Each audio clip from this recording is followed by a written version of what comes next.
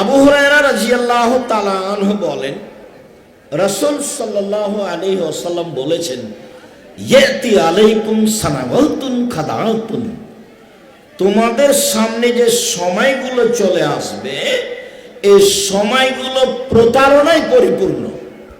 সময়টাই প্রতারণায় পরিপূর্ণ, মানে কে যে ভালো আর কে যে মন্দ এটা বিবেচনা করাই কঠিন। সবাই খারাপ মনে হবে।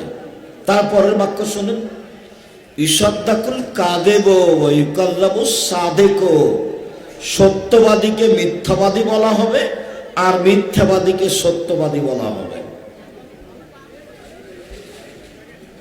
তারপরের বাক্য শুনেন, ওয়া ইউতামানুল মুখায়্যান ইউখায়ুল মুতামান, আত্মসাৎকারীকে আমানতদার বলা হবে আর আমানতদারকে আত্মসাৎকারী বলা হবে।